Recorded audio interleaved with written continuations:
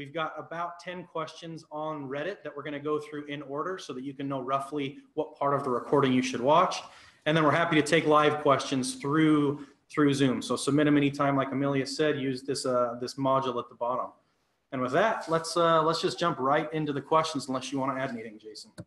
Nope, sounds great. This will be a fun way to kick off this series, and we'll have different folks do different AMAs. I'm happy to do as many of them as folks want, and at least provide one person's opinion to some of these, and we'll mix it up as time goes by and take questions from all of you folks who were kind enough to be in the first batch of SaaStr Pro, which has gone great. So let's kick off a few and just learn from this, and I'll just share my learnings, which may or may not be right, but at least it's one set for folks, and I'll go through the first 5 or 6 in order. The first one is, what do you think the biggest blind spots and challenges for European SaaS companies expanding into the US are? And we could certainly substitute European for many other countries. What are the biggest blind spots? Certainly it's something I've talked about a bit, but having probably invested in 20 European SaaS companies and been involved at some level with a bunch more, let me just rattle off a few to think about. I think the biggest one, and if you read SaaStr lately, you can realize I'm getting a little jaded on the San Francisco Bay Area because everything here is just so expensive the last couple of years. But I think the number one blind spot, literally for European startups, is going to New York. And Christoph Janssen and I talked about this on the first day, the pre-session we did at the SaaStr Annual this year. But the number one bit of advice I can give you, coming from, especially from Europe, because of time zones, unless your customers are in New York, unless you're doing financial services or some parts of ad tech or otherwise, going to New York is the worst idea. You get almost none of the benefits of being in the Bay Area. You don't get the customers here. You don't get the ecosystem. You don't get the partners. And most importantly, you don't get the recruiting benefits. You don't get the wealth of VPs that you get in the Bay Area, but you've schlepped all the way over the United States and dealt with all the trouble. And yes, the time zones it's so much easier communicating with Europe from New York. It's not just a little bit easier, it's an order of magnitude easier. But my one big advice is don't do it. And then most of you will do it anyway. I know Algolia started in New York for a little while. Other folks did it. But once you do it and then you realize it's a mistake and it doesn't feel like you're getting the benefits of Silicon Valley, come to Silicon Valley. At least one of the founders should come here. And so that's the number one. Don't go halfway. Don't go halfway into Silicon Valley. Either come or don't come. Second, blind spots and challenges. The second one is getting starstruck by resumes. I learned this from the Showpad team and some others when they came from Belgium. But if you're from outside the US and you come to the Bay Area, everyone worked at Salesforce and everyone worked at Box and everyone worked at Dropbox and Twilio and MuleSoft, and you're just starstruck. But it turns out these companies got big, and there's probably 96 directors of sales that were at Box, and Box is doing 500 million in revenue. And don't get starstruck by the fast talker. Don't get starstruck because you come from Sweden or Estonia and you haven't met a director of sales from Box, and you meet 30 of them and you immediately want to hire all of them. Take your time and don't. It's true of all of us. I mean, I fell in love with the resume, with the logo. Every founder's gonna make the mistake. Every founder's gonna over-index on a logo or two. But I've definitely found this is like the number 2 mistake for European SaaS companies is they immediately hire this great logo and it's not the right person. So number 1 is New York. Number 2 is probably logo. Number 3, and this is even harder these days, is paying up. The third mistake I see with European startups, this is crazy. It's crazy that Paris is half the price of San Francisco fully burdened for an engineer. It's crazy that London is cheaper than San Francisco. I'm still struggling to figure out how this makes any sense, no matter how much I write about it. A lot of it's turnover, a lot of it's other things. But what I see with many, not all, but with many European SaaS companies is they're so frugal, they're so bootstrapped, that they just can't get their arms around paying even close to market rates for folks here. And what usually ends up happening is they underhire for a position. Instead of a director, they hire a manager. Instead of a VP, they hire a director. And it doesn't work. It doesn't work. You're much better off paying, $100 and something thousand for a real director or VP of marketing than paying $80,000 and $90,000 for someone that never gets you a lead. It's not worth it. You're hiring mid-level and senior people to be accretive, to get you more leads, more sales, to retain more customers, and you just have to pay up. And so my Uber recommendation to folks is this is what I try to do as a CEO when I've been a CEO, is it's hard, but with startups, my recommendation as a rule is don't ask people to take salary cuts. I know you're the hottest startup that there's ever been that no one's ever heard of, but don't ask people to take salary cuts unless you have to. If you have to, you have to. But if you don't have to, and they made whatever, 100K in their last job, don't ask them to take 80K in your new job. And if you do, understand the commitment you're making back. And if you at least don't ask people to take a salary cut for a position, you'll learn to not go too cheap. So too cheap is the number 3. So go here, don't fall in love with logos, and somehow get comfortable with the fact that you're going to pay a lot more for executives here than you did there. Next question. That one we could spend all the time on. That one is a fun one. The next one is, boy, this is like the unanswerable question, but let's have some fun with it. How do we 10x our inbound leads per month? We'd all like that. I'm going to turn this over to Amelia, who handles demand gen for us on the other side, and she's going to tell you how in 1 week you will 10x all your leads. She's laughing. It's not that simple. There is no magic formula. But I'm only half laughing. And the question, if you read it, is ignore companies like Intercom or Mixmax that have a virality to it, or even that I had at EchoSign, even though I didn't realize it. We could spend more time talking about virality than we'll have, but talk about other companies. If they say Greenhouse, AutoMile, TalkDesk, Pipedrive, Teamable. These are good questions. And let me step back for a minute. I don't know if I've yet written this post. It might be in my 300 post backlog, but what I want to talk about is lead plateaus. And then let's talk about how to improve it. What I found with almost every B2B SaaS company I've worked with, there are a series of lead plateaus. And think about it for a minute. You start your company, you have no leads because no one's heard of you. And then you figure something out. You figure out Product Hunt, you figure out Reddit, you figure out AdWords, whatever your thing that finally works is, content marketing, blogging, it gets you a couple leads per month, 5, 10, 20, something works in the beginning, and it's not enough, but it actually becomes a steady, tiny flow. What tends to happen is that plateaus, and that's enough to get you to 10K, 20K, 30K, 40K in MRR. And then you may still grow quantitatively, but that lead plateaus, and it almost always plateaus until you figure something else out. And eventually, a lot of folks at 2, 3, 4, maybe 5, 6 million in revenue, when the brand kicks in and the mini brand, you may get a more steady stream of leads, but you usually have to hack it. So a couple thoughts on 10xing your inbound leads, and let me talk about these companies in particular. I actually think the bigger exercise is how to increase your revenue per lead, not 10x it. That's easier. Once you have 10, 50, 100 leads per month, the best way to grow your MRR is to turn that average lead, instead of $1,000 per lead, into $2,000 per lead. That's kind of the magic. And if you look at the 78 posts I've done on the magic of a VP of sales, that's what a great VP of sales does, is with her team doubles the revenue per lead. And maybe you're not ready to hire that person, but just hire 2 great sales reps. Do your best to hire real sales reps. Hand them each half the leads and see what they do. Hire 2 people who their only thing they think about day and night is how to get more revenue out of their leads. That's my number 1 hack, is getting more revenue per lead. Figuring out how to raise your pricing in a way that is still customer centric and doesn't rip anybody off. That gets you more revenue per lead. Hire a director of demand gen at as early as 20K a month in revenue. That's when I did it, and it wasn't a week too early, as I've written about.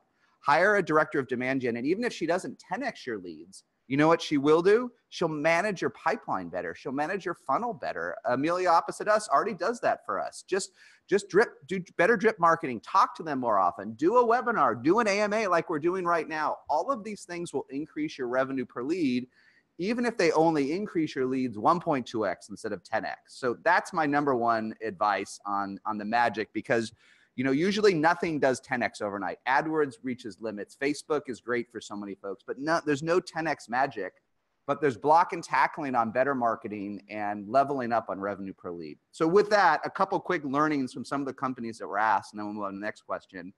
And I think the fun story from these companies is they're all different. So the first one's Greenhouse, and I was lucky enough to work with Greenhouse since pre-revenue. They were their superpower in the early days was outbound. So Daniel, the CEO, hired like 15 SDRs before he did any real marketing. That's nuts for a guy that's not a sales guy. for a guy that wrote the first line of code in the product. But somehow, I don't know how he did it. Respect. He loved outbound. I don't know if he really loved it, but he was good at it. So he literally penetrated accounts in a space that back then, when sort of HR 2.0 was happening, you could get a lot of meetings because there wasn't a lot of vendor competition. And so he was good at outbound. That's how they 10x'd it. I was terrible at it. I remain terrible at it. But that's one story. AutoMile is the next one. You know, if you can track them on Twitter, their metrics are pretty good. And, you know, they've accelerated as they approach 10 million in revenue. The real story for AutoMile is they tried everything. And the real key, and it took a long time. It took a long time for AutoMile to really enter a very crowded space for fleet management software. But they had a superpower. Their superpower actually was not marketing or sales in the early days. Now they're quite good at both. Their superpower was they had the best hardware and software in the industry, and they made their customers happy. So even though it took them longer to get to 1 million than it took other folks, and they probably burned a few more nickels than other folks, once they got to 1 million with SMBs, they were growing 15, 16, 20% a month, almost no matter what. And the majority of that was from organic upsell, folks buying more units, more devices, buying more. And they made plenty of mistakes, as we all did, but they had the highest NPS of any company I've been involved with, literally 80 plus in the last round. And so by we all want to have happy customers, but what a lot of us can't do at 1 million AR is have the best software in the industry. Everything's a hack. We don't have enough engineers. We don't have enough time. And in particular, Jens, the CEO, was an engineer turned lover of sales, but he was a hardware and software engineer of the top order. So again, his superpower was great hardware and software, and he had struggles, but he focused on his superpowers. And that's what I'm going to say again and again. Daniel's superpower at Greenhouse was outbound. Jens at AutoMile was the best hardware and software. And once you get to 1 million or 2, you start to build up a mini brand, which we've talked about. And then your mini brand is aligned on what your superpower is. TalkDesk was a different superpower, the third one. Tiago, when I got to know them, there was 1 employee in the US, didn't even have a desk, and 5 hackers in Lisbon. And they were already doing 1 million in revenue. But it took, you can watch the old video we did with TalkDesk CSS, it took them almost 2 years to get to that 1 million in revenue. But by the time they got to 1 million in revenue, they were growing over 20% a month, which was jaw-dropping. I mean, TalkDesk went from 1 to 15 million, I think, in 15 months, which for the companies I'm involved with was a record. Amelia is shaking her head. 1 to 15 sounds like a lot in 15 months. And what was TalkDesk good at? It's changed. You know, as they've gone enterprise and done 7 figures today, it's totally different. But the superpower back then, their superpower was integrations. So, and this was true for me a little bit in the day. Back in the day, TalkDesk, it sounds crazy, but a couple of years ago, TalkDesk was the only way to really do a voice call center in the browser. And with their 5 hackers in Lisbon, you'd email in and you'd say, do you have an integration for Intercom? Do you have an integration for Mixmax? Do you have an integration for Desk or Zendesk or whatever? And the answer was yes, but the real answer was no, they didn't have that integration. But the guys back in Portugal with the time zone would launch it before they would email back the customer.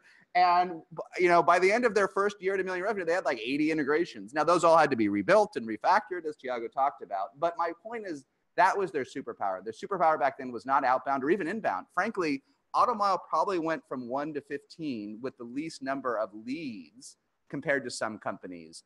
But they were able to ship the integrations in your workflow that no one else could. So I could spend all the time on this. But I think that the real learning is do whatever it takes to get to 1 million, figure out what your superpower is, and then stop worrying about things you're not good at. If you're good at outbound and not good at inbound, hire somebody, but don't bang your head against the table. If you're good at building the world's best software, keep doing that. And we're all not great at things. There's many things to this day that I may be even worse personally than I used to be.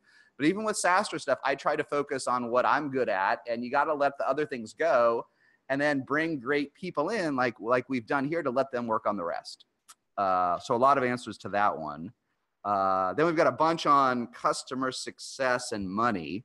Let's chat about those a little bit, because these are good sort of meta topics. The next one, how do you compensate sales and customer success when the expansion sales potential is 10x the initial deal size? You close a customer for 100K ACV and you want to grow it to 1 to 2 million.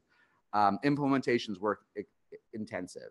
Certainly, there are many of these folks. And if you actually go back to the SaaStr annual for last year, for 2017, and watch this amazing video with Jeff Lawson from Twilio, you can see I asked him a lot about this.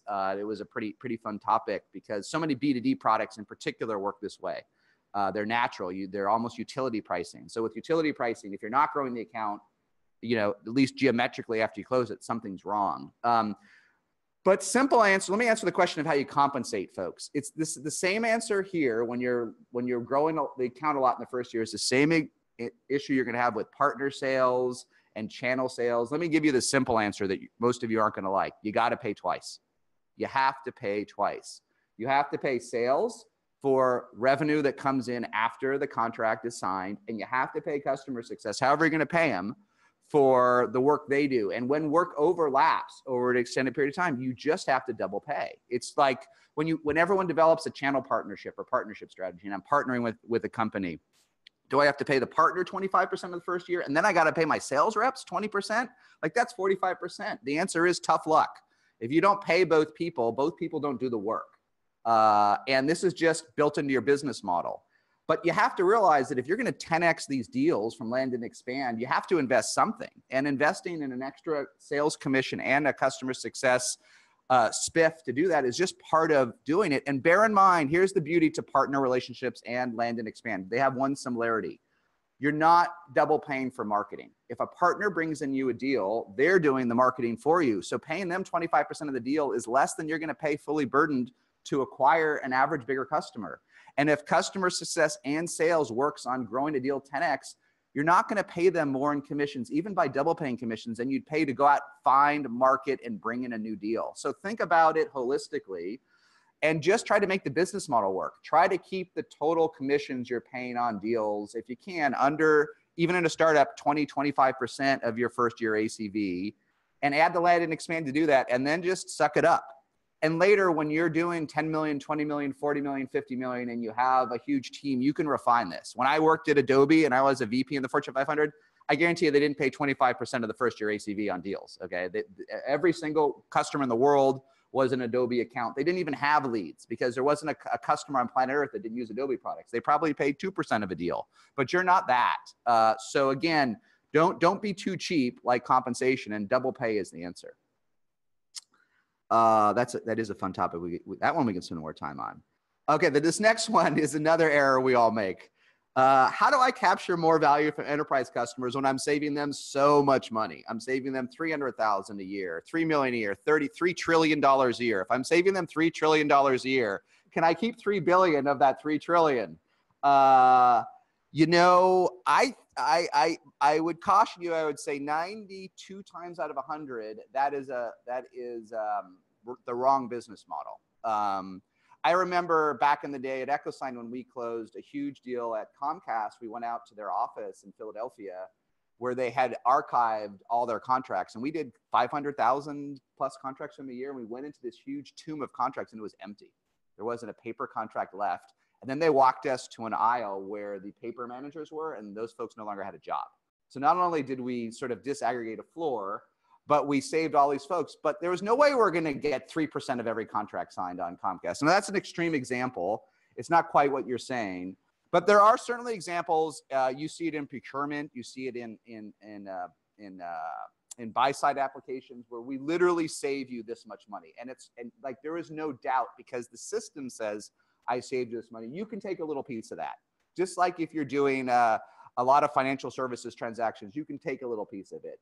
But if my end advice is, if you cannot prove in-app the amount of money you've saved, and it's crystal clear, like it's 100% clear that the day after you turn on the app, you save this money, then all you need to do is build the classic savings calculator that people have been doing in enterprise software for 15 years, put it on your website, and then charge your normal rate. Because you will just create friction in the sales process if you cannot prove in-app the first week the amount of money you save, and let it go. And then leave some money on the table. And then later in 6 months, if you can prove in-app, then change your pricing model. It doesn't matter. But don't spend all your time in your conference room at WeWork pulling out your hair, trying to figure out how you're going to take some of these grand savings. Just close the customer. Okay, the next one's one of my very, very favorite topics. And I keep bringing Amelia in across the invisible barrier here to get her opinions on the marketing side. But this is a fun one because I know I could say this a million times, but at least think about this idea that I'm going to have. The question is, how can I assess if I'm not spending enough in CAC? We're recovering, we go profitable 2 to 3 months after we close the deal, which makes me suspect we're not spending enough. Sure, of course you're not, right? You could spend, if you're going profitable on month 3 and you're in a negative, especially if you're in a negative churn by revenue model, of course you're underspending, right? I mean, at least you definitely want to, if you're not spending 20 to 25% of the TCV, of the total value of the whole customer's lifetime in the early days, you're definitely underspending. You can spend more, but it's more nuanced than that. Let me make a suggestion for any startup that's before even 10 million in ARR. It's more simple. You will try different channels and programs. You will try everything in the world. You will try paid content. You will try field events. You will try AdWords and Facebook and Instagram and Snap and Telegram. You'll try everything your talented demand gen. You will buy purchase lists. You will buy lists off the dark web. You will do whatever you're going to do. And they will basically, the reality is no matter what anyone tells you on a sheet, they're going to break up into 2 types of marketing. Ones that get you any customers and ones that get you like no customers.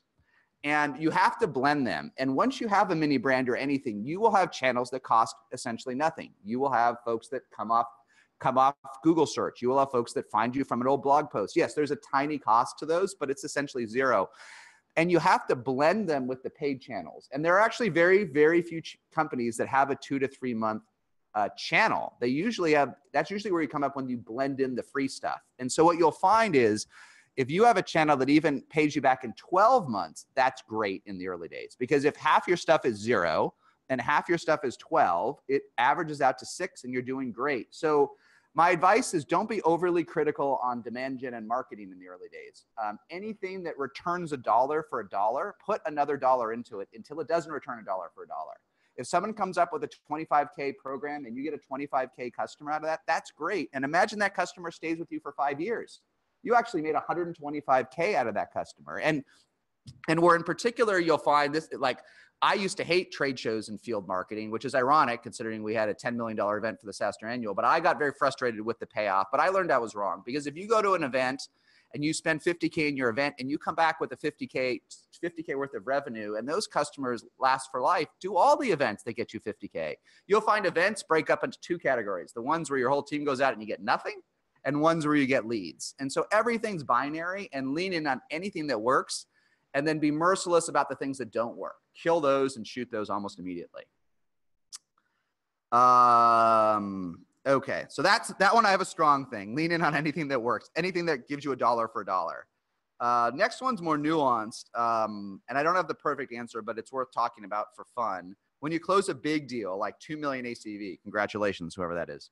What does your customer success team look like? Just one CSM, a team, a couple of CSMs, onboarding, support, project manager?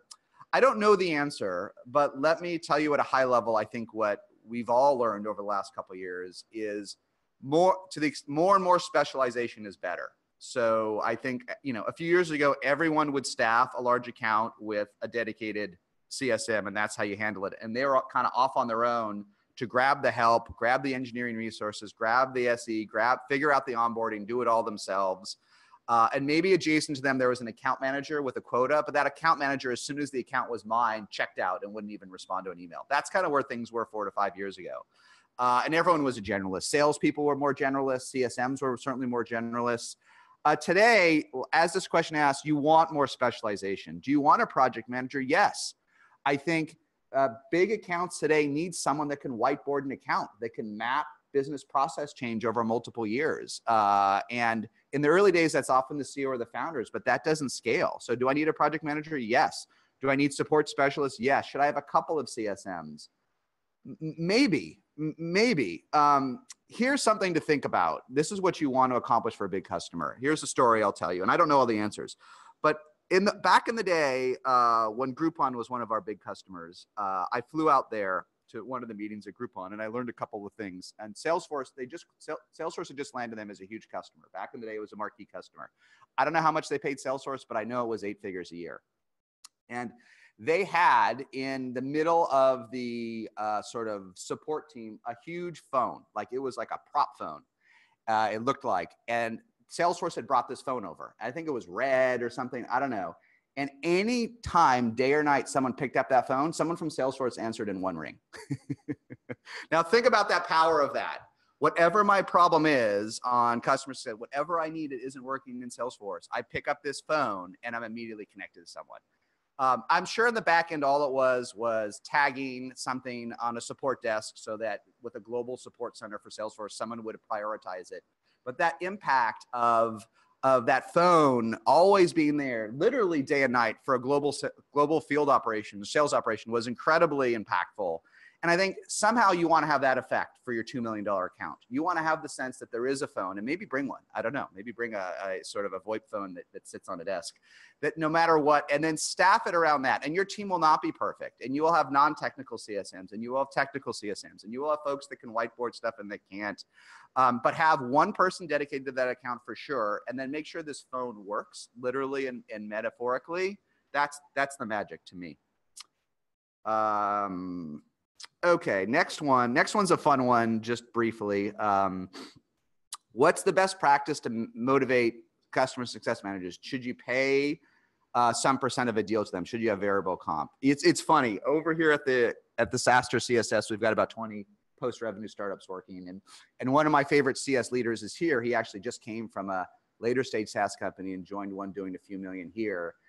And he was one of the biggest proponents I know of not having variable comp for CSMs. He thought it created a mercenary culture. He thought it dragged folks away from not being customer centric if they were too worried about commissions. He was definitely at the teal end versus the red end of compensation for CSMs. And I was years ago, like even at the first Gainsight customers, I was always way at the end of paying at least some variable comp for a variety of reasons. And anyhow, I love this guy. I won't name him on the podcast. I do love him to death. And this is his like third head of customer success. Now he's paying variable comp. Now I'm not saying, now I may be going more teal myself. I tell you, we've crossed over. But let me explain a few learnings over the last couple of years. I think we've all learned that there's so much more room for expansion in accounts than we ever thought years ago. We've all learned that the best hunting is in our existing happy accounts. And I think we've all learned that variable comp is motivating. And then I'll talk briefly about, I think it's over motivating. So I think this guy and I were both right. But I think having a modest amount of a customer success manager's money tied to either expansion in the account or NPS in their accounts, and having it be around 10%, 15% of their total compensation is a good starter. And I would pick one of those goals, and they're very different goals, whether an NPS can be gamed, there's lots of issues, and comp can align folks only on comp. But if you have an organization with net negative churn and you can segment them, because SMBs will have less net retention than enterprise customers, you give them a goal, they'll align on that goal and they'll make it happen. So I think that is becoming more and more common. The hard part, and I'm a huge proponent of variable compensation, but I've got some scar tissue the last couple of years. My obvious learning is that, and I wish I had a perfect answer to this, my obvious learning is that people over-index on variable comp. You pay someone $100,000 a year with a $2,000 bonus. You know what they do all day long? Whatever they get the $2,000 bonus for. That's all they do. They don't do what they get paid. And I would like to say that even the most highest ethical, teal, friendliest, best team members, they just do. I'm not talking about sales reps, okay? Because your average sales rep has a 50-50 comp package. Half their money is variable. And of course, all they're going to do is close, right? But there are some frictions around variable comp with sales reps, but they're fairly minor. You get it right. Here's your 50 leads. Your job is to turn those 50 leads into as much revenue as you can.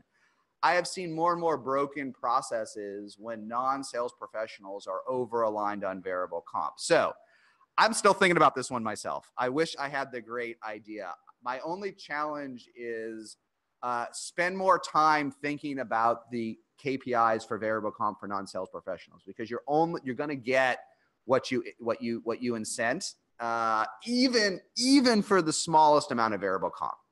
So I wish I had a perfect answer. I'm thinking about it all year. I'll write about it more. And we can do more on these AMAs. The last three. Okay. Are we going to do SaaStr PRO training for international startups? Don't know. Good question. Next one. Variable incentive, which we talked about. They can't focus on their own tasks. Can you tell me why they can't focus? Not sure I have much to add to this one. I think we're probably done here. But I do think, I wish I had the perfect answer here. But I think if you're going to do variable comp for your CS, you have to pick just 1 of 2 goals or 1 of 3 goals, and maybe do all 3. You can do logo account retention. What % of your accounts do you keep? Revenue retention, which hopefully is more than 100%, or NPS or CSAT. And they all work. But I will tell you, it's funny. I wrote this post about a year ago about how I came to love NPS and CSAT. And a great CEO I love, Andy from Logical, they just raised a $25 million round. You can see his tweet embedded in that post. When he had his CSMs realigned around CSAT and NPS, his NPS went from negative to 50. Think about that for a minute. When he changed a tweak and he said, now your goal is to drive NPS up, it went literally from negative. And negative is actually not that hard to do. It just means you're not making them happy. And it went from like sort of bottom half to top 10%. That's the goal he set. So pick one of these goals, maybe 2 or maybe 3, but incent them to do that for their bonus, and then watch magic happen, and then watch them drop everything else. All right, anything else we've got, Tyler, here? Yeah, we have one anonymous submission. Anonymous and a... We're planning to do away with our free trial. Oh, no. What are the pros and cons for this, and how should we approach it? Love to hear your thoughts on it. We actually have a couple SaaStr Pro lessons in later weeks that touch on this. Yeah, I'm about to write about 17 posts on this when I have time. So, doing away with free trials. The sales loves this. Sales loves doing away with free trials. Sales loves getting rid of long trials. Sales loves shrinking the pilot process to 6 nanoseconds, 1 minute. Don't do it. At least to the founders on the call, don't do it. As founders, we get, and I'm going to give you a couple stories, even from yesterday. I'll give you some stories. As founders, we get benefits from free trials that the rest of the organization doesn't always see. Free trials forces you to build better software. This is so important. This is maybe my best hack I can tell you so that you can get to 100 million on this point.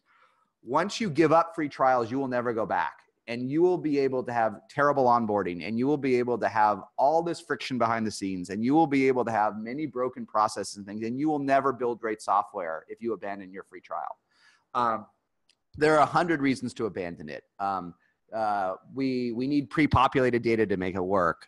We need the customers upload enough data. We don't see enough engagement. Yes, these things are all true, and anyone on your team can convince you to not do this. But if you don't let them off the hook, and you force this friction to exist, and you force them to improve it, you will have much, much, much better software. So you may need to lose this argument, but I would challenge you to not do it. I would challenge you, and we were, even with Aaron Levy from Box, we were talking about this at the SaaStr Annual this year, and he's like, I still want to give away API access for free. I can't do it. It doesn't make sense at 500 million in AR and what we're doing, but I know this makes the product better. I mean, Aaron and I were having the same conversation at 500 million in ARR, and Aaron's so passionate about product too. Don't let it go.